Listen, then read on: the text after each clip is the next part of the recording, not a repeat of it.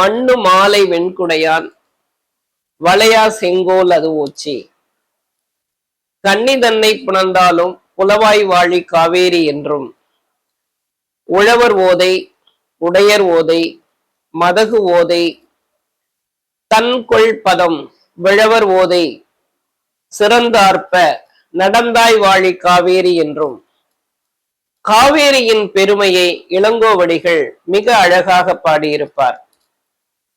அப்படி காவிரி நதி பாயக்கூடிய திருச்சி மாநகரத்தில் மேலணை என்று சொல்லக்கூடிய முக்கம்பு பக்கத்திலும் கீழணை என்று சொல்லக்கூடிய கல்லணைக்கு இடையிலுமாக வைணவ தலமாக இருக்கக்கூடிய ஸ்ரீரங்கமும் சிவத்தலமாக இருக்கக்கூடிய திருவானைக்காவலும் ஆகிய இடைப்பட்ட பகுதியில் உள்ள ஒரு சிறு கிராமம்தான் கொண்டையம்பேட்டை என்ற ஒரு கிராமம். அந்த கொண்டையம்பேட்டை கிராமத்தில் என்னுடைய தந்தை ரெங்கசுவாமி, தாய் அஞ்சுகம் ஆகிய இருவருக்கும் பிறந்த மூன்றாவது பெண் நான், பேராசிரியர் அரங்கமல்லிகா. இருவருமே விவசாயிகள். இருவரும் விவசாயிகளாக இருந்தாலும் படிக்காத மேதைகள். அவர்கள் ஆதரவில் ஊக்கத்தில் மூன்றாவது பெண்ணாக நான் பிறந்திருந்தாலும் முனைவர் பட்டத்திலே முதல் பெண்ணாக இன்று வரையில் நானே நின்று கொண்டிருக்கிறேன். தமிழ் இலக்கியம் படிப்பவர்கள் சாதிப்பது இல்லை என்ற ஒரு வாசகத்தை நான் முறியடித்திருக்கிறேன். 27 ஆண்டுகள் சென்னையில் மிகவும் புகழ்பெற்ற கல்லூரியாகிய எத்திராஜ் மகளிர் கல்லூரியில் 27 ஆண்டுகள் நான் பணியாற்றி இருக்கிறேன்.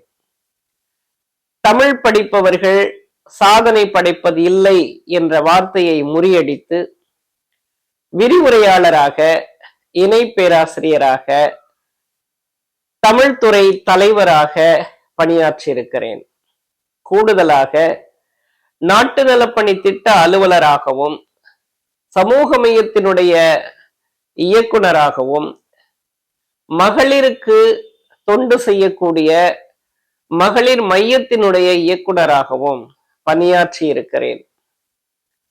கல்லூரி காலங்களில் வகுப்பறைக்கு நான் சென்று தமிழ் மொழி பாடம் எடுத்துவிட்டு திரும்பி வரும்பொழுதெல்லாம் இந்த மாணவிகள் பட்டாம்பூச்சிகளைப் போல என்னை சுற்றி பறந்து வருவார்கள்.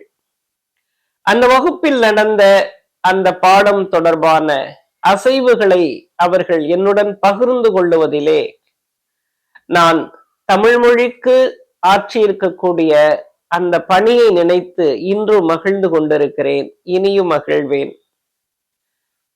தமிழ் படிப்பவர்களுக்கு உந்துதலாக என்னை சன் டிவி விருது வழங்கி கௌரவித்திருக்கிறது என்பதில் நான் பெருமை கொள்ளுகிறேன்.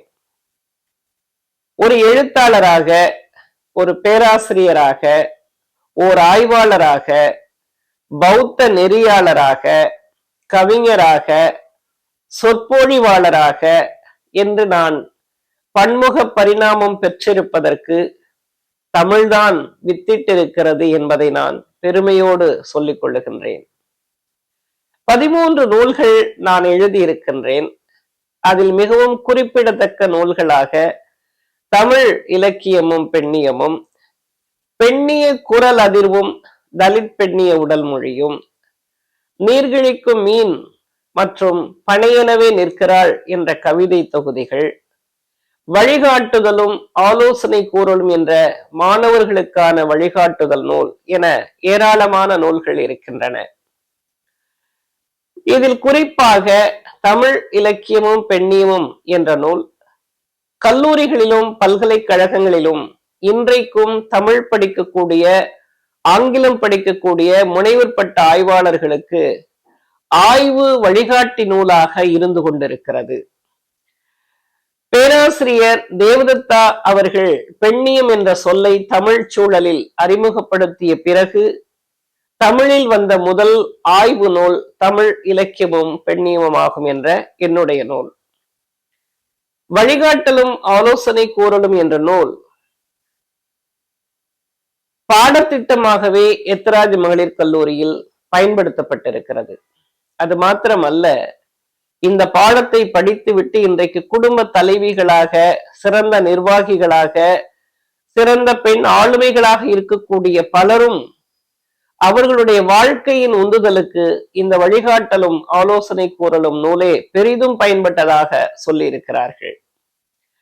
சில நேரங்களில் உறவினர்களுடைய மன அழுத்தத்தினாலும், சில நேரங்களில் தனித்து சரியாக முடிவெடுக்க முடியாத சூழலிலும் தற்கொலைக்கு முயற்சி செய்யக்கூடிய பெண்களை கூட வழிகாட்டலும் ஆலோசனை கூறலும் நூல் பெரிதாக மாற்றி இருக்கிறது என்பதை சொல்லுவதில் நான் மகிழ்ச்சி அடைகின்றேன். பௌத்த நெறியில் என்னுடைய வாழ்க்கையை நான் அமைத்துக் கொண்டு இன்றைக்கு மணிமேகலையில் ஒரு ஆய்வை நான் நிகழ்த்தி இருக்கிறேன். பல்வேறுபட்ட மேடைகளில் இன்றைக்கு பெண்களுக்கு பெண்ணியம் சார்ந்தும், ஒடுக்கப்பட்ட மக்களினுடைய விடுதலை சார்ந்தும் பல கருத்துக்களை நான் பகிர்ந்து வருவதனால் அவர்கள் தங்களுடைய வாழ்க்கையில் மேன்மை அடைகிறார்கள் என்பதை இந்த மேடையில் நான் சொல்லுவதில் பெருமைப்படுகின்றேன். ஓர் விவசாய குடும்பத்தில் பிறந்து ஒரு தமிழ் பேராசிரியராக வளர்ந்து ஒரு ஆய்வாளராக விரிந்து இன்றைக்கு நாடு கடந்து நான் பல விருதுகளை பெற்றுக் கொண்டிருக்கிறேன்.